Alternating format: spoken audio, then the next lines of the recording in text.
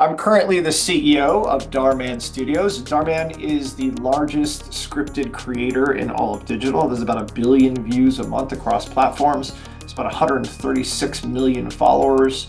So really an unbelievable story. It is a classic Hollywood story of like all the terrible things that can go wrong in a hero's journey, from like personal failings and losing all your money and getting in trouble with the law, getting back out of trouble with the law, going bankrupt, and being in your 30s and having nothing of your dreams come true, and then building back up and then finding your mission to put good in the world. Is like a really incredible story. It's hard not to be inspired by it. And so the opportunity to be part of one of the biggest creators in the business, to actually be part of moving scripted into digital, which is still in its infancy, and then partnering with someone whose story of growth and redemption is so inspiring and brings inspiration to others.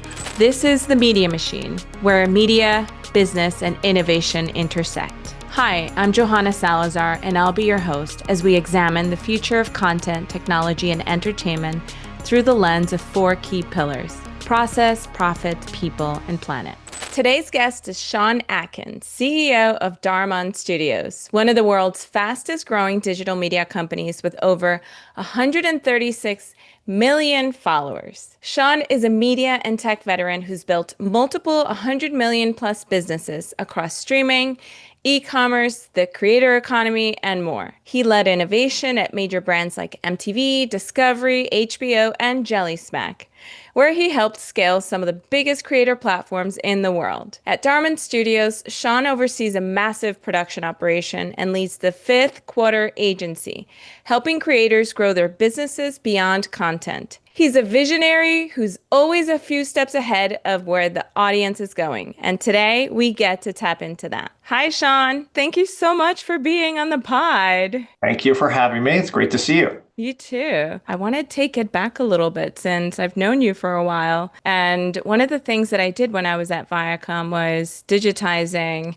the MTV and VH1 music library. And you've been a huge part of digitizing some of our most incredible networks out there. And you were doing that right before it was even cool to do.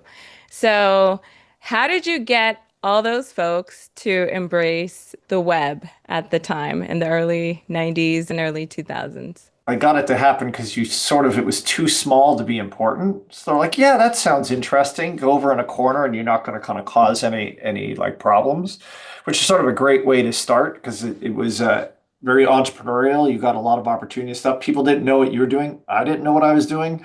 So you just got to figure it out along the way.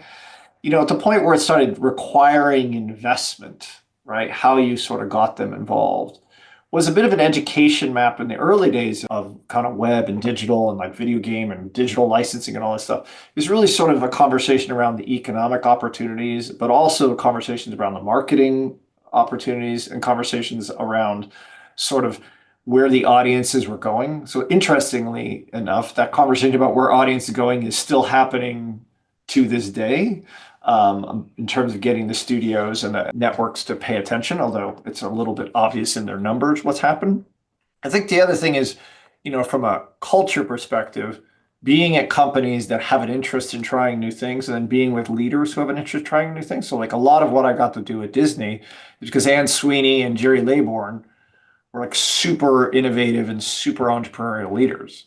And so they were excited about trying to find out what was new or where the audience was going. And they're both leaders over networks that talk to younger audiences. So it was more critical for them to understand the trends that were attracting those audiences. Yeah, I think that's also why I wanted to start with that question, because at the time, not only do you have to educate people, you have to sell it in, and it was not cheap at all at the time. And then after that, when you went on to do something massive, well, now we're jumping into the MTV part. You led one of the most dramatic turnarounds that the brand had ever seen. So tell us a little bit about that and what were some of the key moves that you actually did to revive it, and what worked and what didn't work? It was a great honor to get kind of a phone call to sort of see what you could do to help the great brand that is MTV. And I still remember when Doug Herzog and I were talking about it. No one could dispute that cable was going to be going in a certain direction, right? It peaked in 2015. The question on the table really was if it was still a chance to sort of take your brand and follow the audience versus lead the audience. And so when I got to MTV, a lot of what I talked about around the brand and the audience wasn't that we were going to go make music videos anymore. It was more about the fact that if you think about it from inspiration, that having sort of music as your muse, as the inspiration to what you think about content or culture is probably one of the greatest muses you can have from a creative perspective. And so then how did you think about the brand in terms of bringing it to the audience in the manner to which they want to do it? So a lot of our time was spent as a team, and I would give all the credit to the team around trying to think through that and what programming you needed to make and what conversations you had to have both painfully and creatively to go on that journey. And so the first stuff that was done, and I give all the credit to the scheduling team, was like a really deep analytical, very digital view of the actual programming schedule on the networks, like looking at every quarter hour by quarter hour, where every audience was and where we could move things around in the network. The network had been down like double digits, 25%, like 5 years in a row. It was down 36% when I walked in the door. And by the time I left the network that year was the first year that MTV's main network ratings were flat to up 1%. If you think about it, it's like a 36% turn in one year, which goes to that team's credit. The things that were the more difficult decisions were things like you had to look at and go, okay, we're in a business that isn't a growth business anymore. We're in a business that's a mature business. And so you had to make some pretty painful decisions about programming budgets and costs and people. And so MTV and the networks had been born in a world where they just were printing money, putting it in drawers. And now they'd made a turn to where like you had to really look at the cost structure. And so again, the team with the finance team was able to think about how you could look at that programming budget and within it pull hundreds of millions of dollars out in expenses so that you could invest it on the programming side. I think some of the other things that we tried that didn't necessarily work was we really looked at a lot of like potential acquisitions that we wanted to get to other networks. We had some interesting conversations about taking some of the sub brands and partnering them with other digital brands. So imagine a world where like MTV2 might be called something else to kind of appeal to the audience. Those never really came to fruition just because it became hard in that classic innovator's dilemma where that thing's printing so much cash, even though you know it's going to go away versus what someone could get in the market. So those made this difficult. I think they made some incredible digital efforts between the creation of Viacom Media Networks and I think the collapse of the digital teams back into the core business so that everybody operated from one creative perspective was great, but it didn't really change the sort of digital perspective in the company. At the end of the day, like all those networks got trapped in all what became the Viacom board battle. And I think that distraction really sort of hurt the networks at a point where you had to make some very painful decisions about what the right way to do it. So we see the consequences of that today and ultimately what'll be the sale of Paramount to new owners. Yeah. What would you say were the biggest challenges that you had at the time? Anybody who was in the network business at that time, the biggest challenge you have was just the audience was leaving, period. Hmm. Right? And it wasn't entirely clear at that point whether they were leaving like forever, right, for lack of a better scripter, or they was just going to settle down to a smaller audience, right? So the question you had to tangle with, like, how do you build a business when you don't know whether you're fighting for a bigger market share of a smaller pond, or you're just literally fighting for something that's sort of going to be going on its way out, and you should be milking it for cash flow. So that was made it a bit hard to decision, and even down to the board when we presented options. I'm like, here's your growth and investment plan within your current P&L, and here's your we don't think that's the path. We're going to sort of die with Gen X path. And so that made it from a strategy perspective complicated. I think you add to that if you're MTV, your audience was in the 20s typically, right, for its whole time. And that's the audience most quickly leaving. Hmm. So can you create enough programming and brand affinity that it's relevant to that audience with that kind of turn? And then can you make the investments to the places where they're going, like the MTV Studio efforts that came out to make additional content, the documentary group that was built out to be relevant from a brand perspective in time for the turn? This is really the big question. Yeah. Tell us about your role right now and what led you to this and why Dhar Mann Studios? I'm currently the CEO of Dhar Mann Studios. Dhar Mann is the largest scripted creator in all of digital. There's about 1 billion views a month across platforms. It's about 136 million followers. Creates about the equivalent of about 5 hours of scripted television content per week. So really an unbelievable story. And by the way, we're talking a world where basically sort of engineered the beginning of scripted moving into the digital environment at scale and how you sort of work at that. So how I ended up at Dhar is that, like I've been playing in the creator space actually since the mid 2000s. So like when YouTube had its 20th anniversary, so did I, because I did one of the first like creator deals with a friend and her team at HBO back in the day called HBO Lab under kind of Mike Lombardo's and Carmi's watch. So we were doing deals back then, and some of those like Rhett and Link and Phil DeFranco are still huge creators today. In the mid 2000s, 2010s, when I was at Chief Digital Officer of Earth Discovery, we bought the first digital assets, right? We bought Revision 3. Phil DeFranco actually became part of the family. We ultimately did the Group 9 deal. So it sort of was in my DNA, this pattern that I thought that the creators were, as distribution is getting democratized, are going to be more and more powerful. And then in the 2020s, I went to Jellysmack, which is the largest funded technology company that was supporting creators. And while I was there, it became apparent that you could do a nice services business, but like really the kind of original hypothesis between Jellysmack of using technology to kind of scale creators didn't hold when the platforms moved their algorithms around.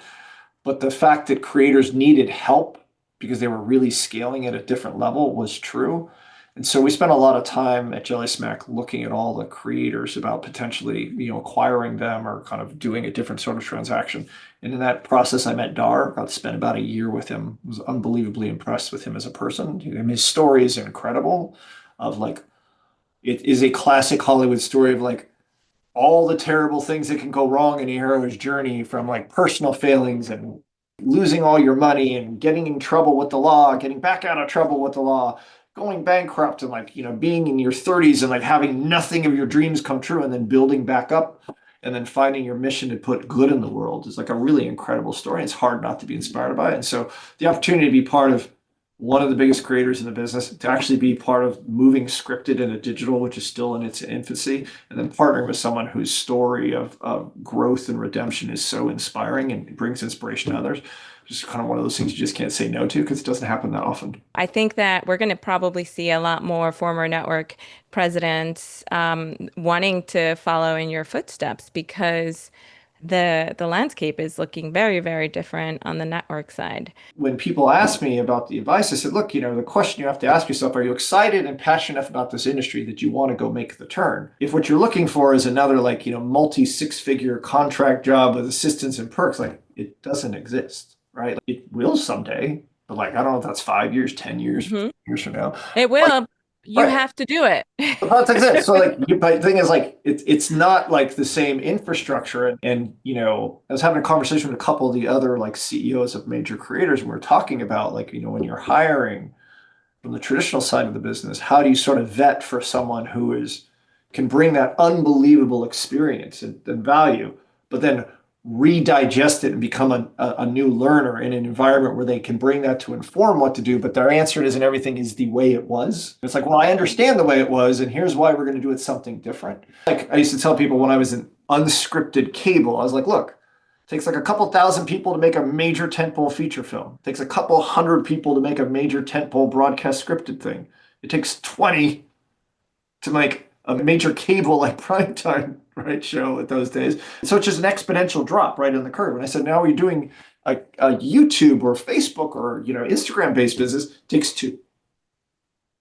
So you think about that, like how much executive infrastructure do you need on a company that might have like a 10 people and is making very rich profits? And so that's sort of the challenge on the table, is that the old infrastructures sort of are following this logarithmic curve to less production people required to create great content, and then which also has ramifications in terms of how you think about supporting that infrastructure. And you just said something really key to people.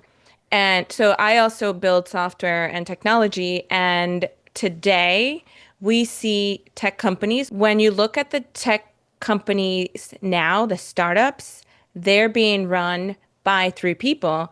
And they're saying in the future, in the near future, we're going to see unicorns that are being run by one person. I mean, like you can never replace a great engineer, a great CTO, like kind of a technology thing. But like now, if you played with any of the tools, and they call it vibe coding, but you can put together a working prototype and even a working asset to get you through the couple phases.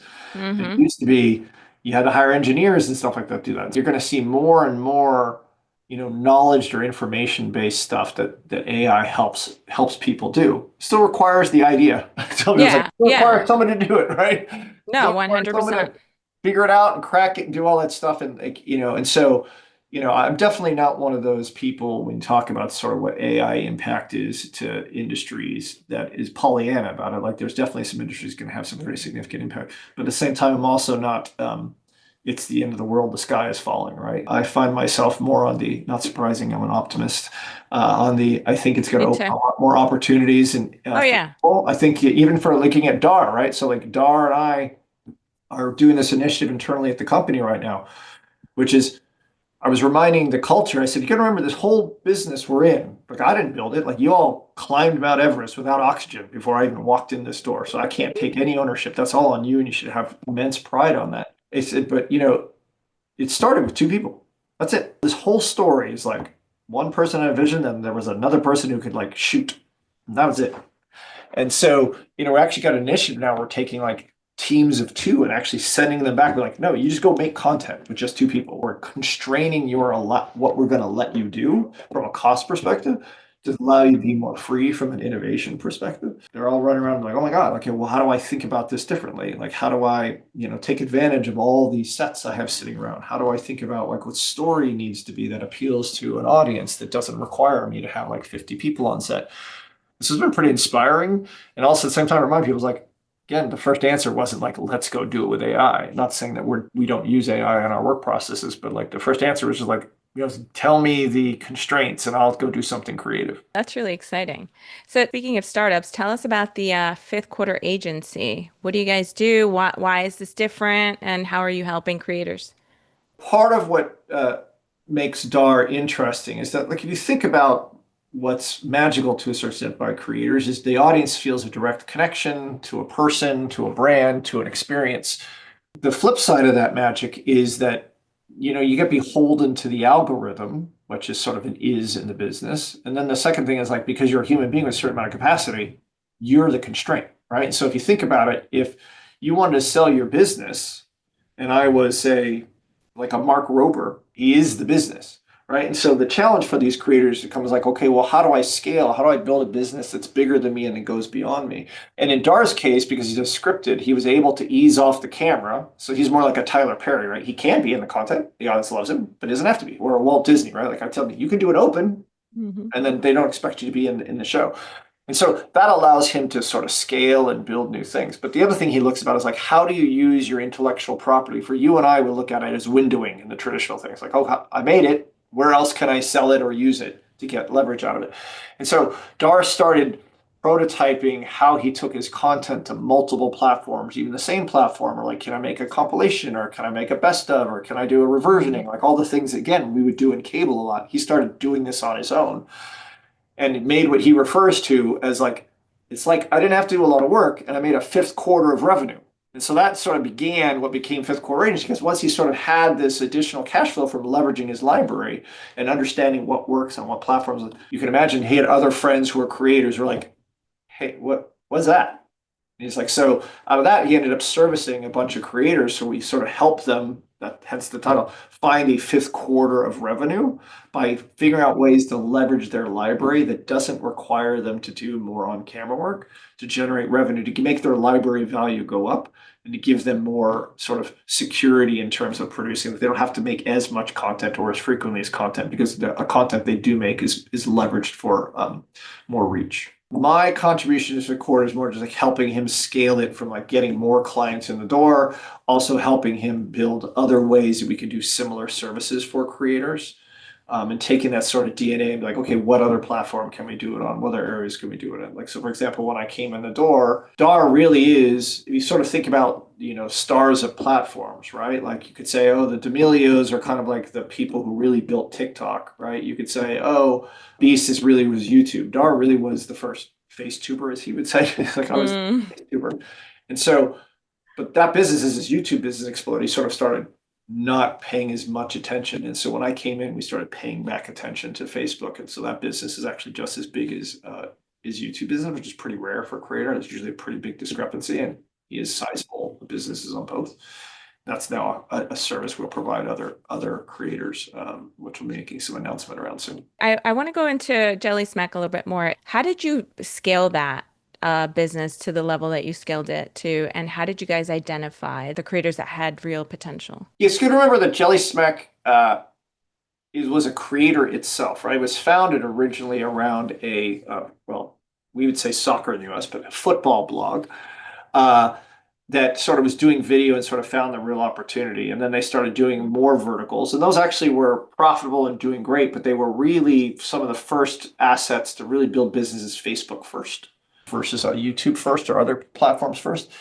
And then out of that, the technology that the team had created and the founders had created, they were using it to sort of analyze trends that were happening across platforms that would tell them the right kind of content to make to be successful.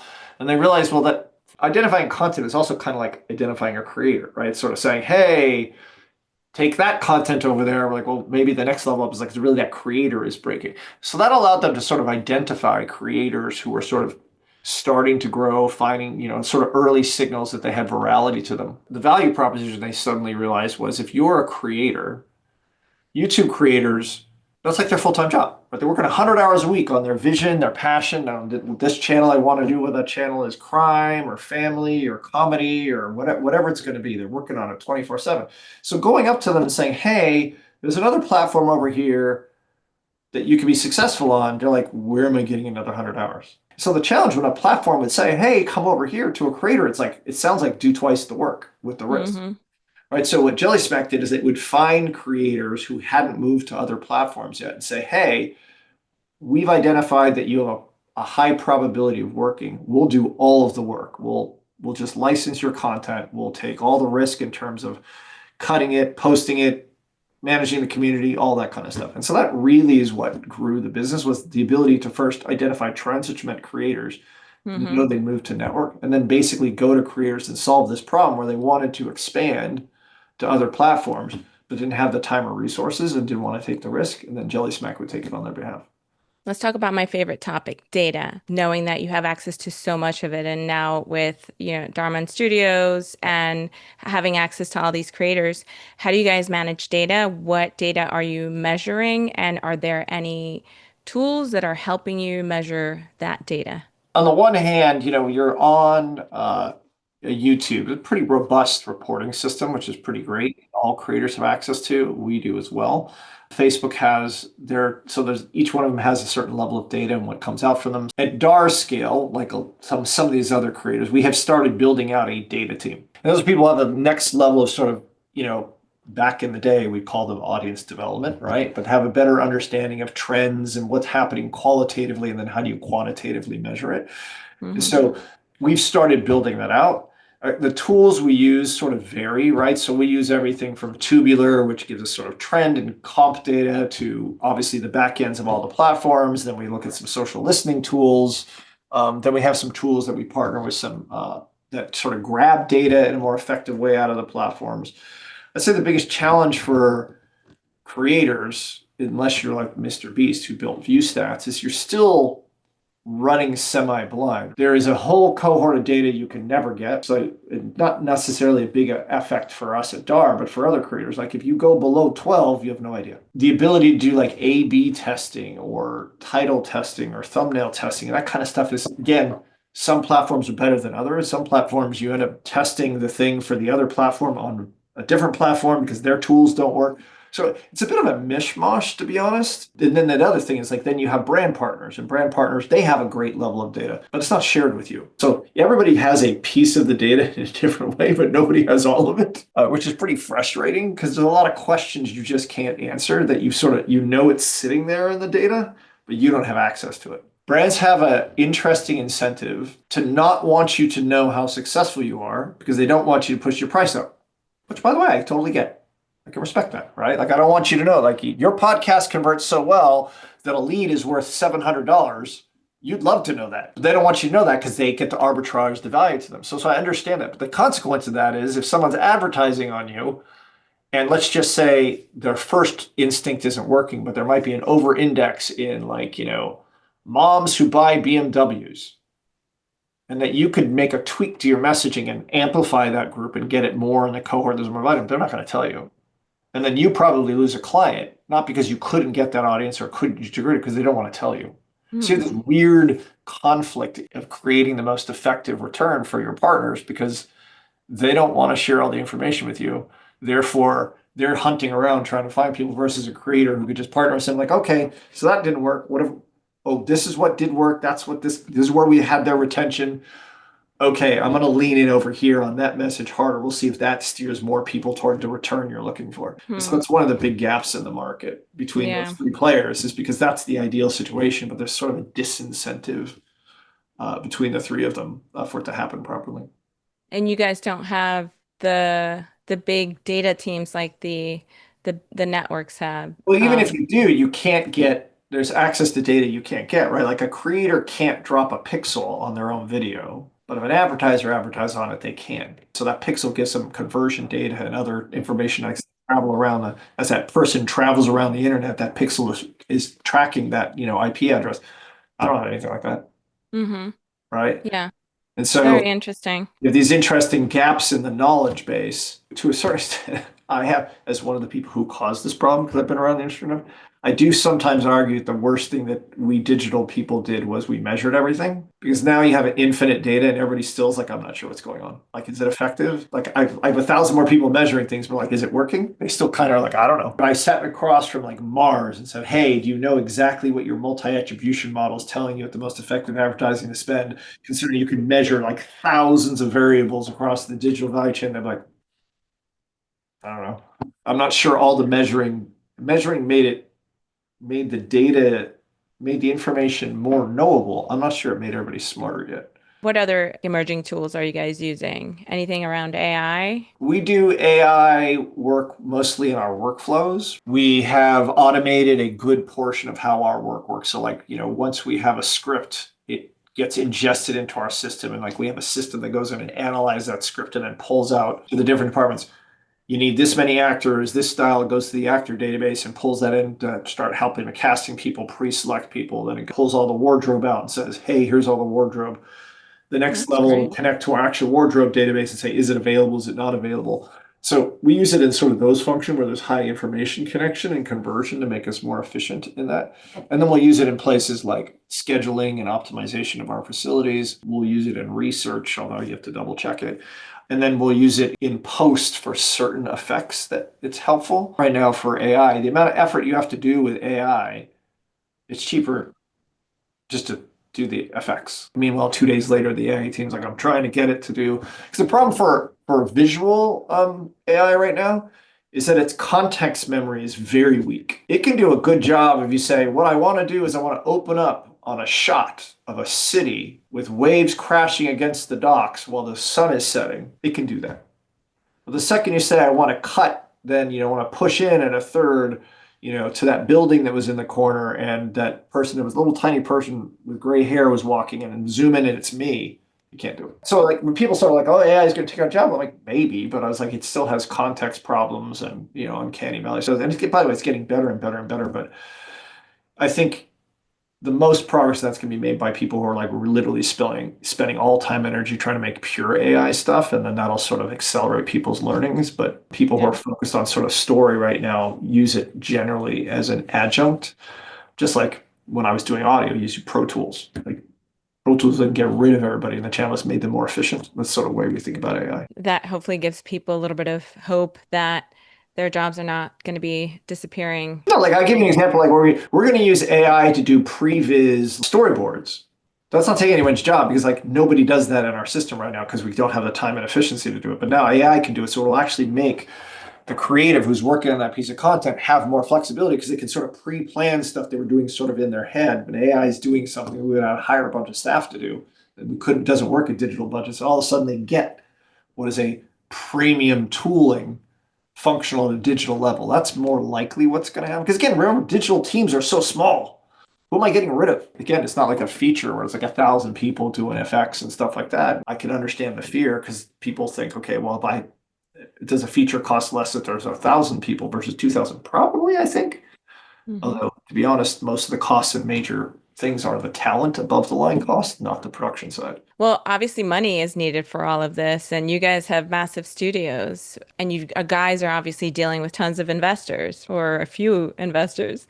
What are investors out there not understanding about the creator economy right now? I think they're starting to understand it. The challenge that can happen is when you have creative talent as the front of camera, the challenge in trying to get a deal done is that creators is their baby, right? So this reminds me we're doing unscripted company roll-ups, right? Typically the name on the door is the creator who started the entity. And so you always have to figure out how do you construct a deal that the financial partner is not going to be nervous that they're going to get hosed. Let's just make an example. I want to buy your podcast and I'm going to buy it for $10 million. And so I can pay you $10 million in day one, and day two, you're like, I don't want to do this anymore. That's their fear. But a creator might look at it and be like, well, yeah, but I was making $2 million a year. So why would I take, making up numbers, 4 million today with an earnout? So you have this sort of disconnect. And part of what is starting to happen is creators are getting more mature. They're sort of seeing a legacy opportunity to kind of be part of something. And this is what unscripted producers started doing. Like if you're part of something bigger, there's advantages to that. There's scale you can get, there's support you can get, there's an ecosystem that sort of can almost help make sure that your asset stays alive and grows past when you want to be as active day to day. So that's what's starting to happen in market. I think the thing that financial partners are going to have to get their head around is like a lot of these creators, unlike saying going and buying like production studios, are still pretty loose in their operations. They're like, I want to do diligence and meet your CFO. They're like, I don't even know what the word CFO means. And so you have this disconnect where like the creator might be generating like millions of dollars in revenue, let's say, but the infrastructure that you would impute if you were buying like dental offices sort of doesn't exist at the levels financial providers are used to. So I would argue that's the opportunity, depending on what the understanding that financial partner has, particularly if they don't understand media, can be problematic. What if you were writing checks right now for creators, what would you tell them to do? I would tell them, I said, look, your job is to figure out not only how to grow, but how to figure out to grow where you are not the bottleneck and mission critical to everything. I'm not saying you don't want to be on camera. That's your passion. Do it. I'm not saying if your passion is writing every, open, do it, or you want to edit, like do it. But you do want to figure out, like any entrepreneur, how to, if you want to scale and you want your business at some point to live beyond you or be transactable, how do you replace yourself in most things? A bit of a culture in the creative space where most of these visionaries grew up doing everything and are arguably the best at everything when they have to start making this decision. And so for any entrepreneur, it's very hard to let go. It's been demonstrated, it is the truth about the creative industry, is that creatives in the Hollywood classic sense scale pretty well. I tell people all the time, I was like, ever heard of somebody named Steven Spielberg? Like, yeah, I've heard Steven Spielberg. I'm like, think he's a creative visionary? Like, yeah. Think he runs a pretty big business? Yeah. I was like, think he gets to do what he wants, like direct something? Yeah. Yeah. I go, he doesn't write scripts though, right? They're like, oh. I said, he doesn't edit, right? He also doesn't set up lights. He doesn't design the sets. I was like, he doesn't actually shoot the camera. I was like, still visionary though, right? They're like, oh yeah. I said, so why do you have to do all of it? That's the thing that's happening with the Dhars and the Mythicals and the Jimmys, where they're starting to realize like, oh, my superpower is really this part of the process that I love, right? Whether that is, Jimmy's case, like he's passionate about philanthropy and he's got a specific vision for like what he wants to do in terms of like growing his brand, or Dhar, like passion, put good in the world, and like that's what they want to focus on, and then give. In fact, we just announced today that like Dhar's number two on the creative side, Ruben, who's an amazing person, has just taken over full time as day-to-day showrunner on the main assets, which again, as Dhar wrote, was like, I kind of fired myself today. It's like I'm not leaving the building. I'm still doing everything. The name's on the door, but like I'm not. Is he loving you or hating you for that? Oh, he again. Most these creators, when you spend time with them, they're like they want to be creative. And by the way, and he's creative in the broadest sense, like create things, right? Like, so their desire is to create against whatever mission inspired them to this thing. I'm sure if I sat down with the top 20 creators in each vertical and said, like, money's no object and it's going to work, what are you going to do? I don't think every single one of them would name a video thing. In fact, I don't think most would. I think you might have somebody like, again, I'm just guessing, like Mark Rober might say, hey, I'd like to make women's engineering like a huge thing. I'd be like, I want to solve the education for, education for everybody. I want sort of good SEL training to be in every single school in the world. Like those aren't YouTube video visions. Those are vision. Those are big missions. You've mentioned that your superpower is identifying and knowing where the audience is going. Or curse, Um, depending on the day you ask me. where where is the audience going next? It's for sure going to continue to fragment. What I tell people is every time I've been at one of the turns, whether it's, the change in podcasting, change in cable, the change in streaming, there's always this moment, and it's like 10, 15 years where there's an overnight success suddenly. Everyone goes, oh my God, where did Netflix streaming and HBO streaming come from? You're like, I don't know, I've been working on it for 15 years. And then there was an article somewhere in that period of time, will X new entity buy Y old entity?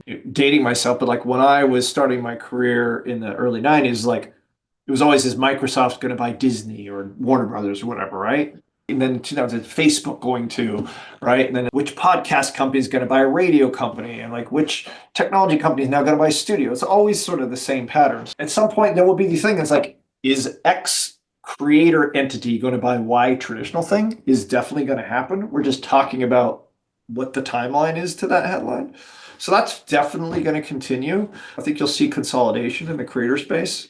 Hmm. Not out of like maturing, but more out of like historically, if you look at anything in the media touching business, whether it's you have these great entrepreneurial runs by great founders, like in the early days of theatrical, the early days of radio, the early days of television. And then at some point, the scale starts to get pulling together, like kind of like the way planets are formed. You start pulling more and more together to get even more scale and more opportunity. And I think you'll start seeing that happen in the creator space, where creators will start coming together to get even more sort of leverage on the different traditional media components that you get advantages with scale, whether that's brand sales or product marketing or cross promotion, that kind of stuff. So I think that's sort of the next stage you'll see in the creator space. We all know the media industry is extremely fragile right now. Mm. What can we do together to make this whole ecosystem sustainable? My belief here, and it's funny because I actually read an article today that someone proposed it. In my early career, and I should probably preface this, I am a pretty much a open markets kind of cat. I'm like, let the capitalism solve it. It generally does a pretty good job in most situations. Up until the early 90s, distribution couldn't own the IP. And so if you go back into like the 80s, you had people like Aaron Spelling and Stephen J. Cannell and Brandon Tartikoff. You could take a company public on making content because you own the intellectual property. And then once vertical integration happened, sort of the entrepreneur motivation got really diminished. And one of the ways you can sort of see this sometimes, if you look at, how many people were writing for A-Team when that was a sort of equity driven entity versus if you did A-Team today. And like, I think back then, and I'll have the numbers wrong, but directionally correct. Like there was like 8 writers in the room, they did 26 episodes. Today, you probably have like 20 writers in the room, they'd be doing like Mhm. 22 episodes. Well, And it's not if you're White Lotus. not if you're right, but again, Mike got an exception to the. And again, neither there's a wrong or right, but just shows you that in a world where they've sort of taken from the creative class the ability to own the intellectual property, the entrepreneur DNA goes into cash extraction versus asset building. And that has trade-offs, right? I'm not even saying it's right or wrong, it just sort of has trade-offs. And so people talking about FinCEN coming back is actually pretty interesting, although I'm not a person who likes to meddle and those things. I think it's interesting because I think you'd see an explosion of sort of entrepreneurialism and like, where all of a sudden as a, traditionally trained writer, in the TV business, you're like, actually, I'm going to go get together with like 3 or 4 other writers and a couple of directors, and we're actually going to go take an equity risk in a show and then go sell it to distribution. Because that's essentially what the YouTube business is, right? It's somebody who decided to put in their blood, sweat, and tears as an equity investment until they generated enough revenue that comes to them and they own the rights. And so anything that allows that to happen to the traditional channels, in my perspective, would be very healthy for those channels because it allows a path for the traditional unbelievably talented and entrepreneurial thinking people to get more leverage in the market. I don't know if that'll happen. It's a nice dream. I think the other thing is like some of the conversations about national tax incentives and stuff like that, they could make a big difference. I think the challenge which is a bit heartbreaking for California, is that, and I know I'm just repeating what the unions say and what the studios say, it's like it feels like we're too late to the tax incentive thing to sort of stem the tide. I hope I'm wrong. But like even the initiatives I've seen, it's not like they're like, oh, we're going to use tax initiatives for features. But I'm like, well, what about the TV people? What about the unscripted people? What about the digital people? What about the video game people? So it's still not taking into account like all the creative industry breadth that could be helpful to job creation and keeping it in California. But I'd say luckily much smarter people than me are working on this. I encourage most of my friends who want to, if they're going to go spend some time, and I would spend it in the creator industry. That is where the growth is. It's a different business. Again, like I said, I grew up making feature films and having 200 people on set. Like this is probably not for you because the economics don't work that way. But it is a pretty exciting space if you want to get your hands dirty and kind of be back in the old days, like when I used to do independent films or we do spec music videos where like everybody did everything. It's pretty exhilarating. That's what I'm doing right now as an entrepreneur.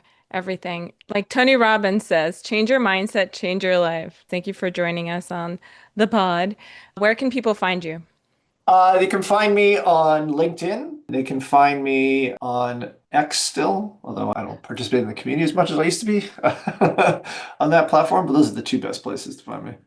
All right. And what's next for Dhar Mann? Like, what should I be looking for today? You said something went out today. Yes, we just announced that Ruben took over as showrunner today. We're going to be doing more formats, more genres, more verticals. I would be looking more for that stuff that's coming out. We just announced we signed a big deal with Samsung to start rolling out an OTT channel, so we're pretty excited about that. Nice. Is there anything you guys want to plug? People should listen to your podcast. Aw, I love you. Thank you. Thank you, Sean. Thank you so much. Thanks for having me. Thanks for listening to our show. Be sure to rate, review, and subscribe wherever you listen to podcasts. You can follow us at The Media Machine Podcast on YouTube, Instagram, TikTok, Facebook, and X. The Media Machine is hosted by Johanna Salazar. Our producers are Mia Vinciguerra and Johanna Salazar. This episode was edited by Andres Cote. This episode features music from Envato Elements. Thanks for listening.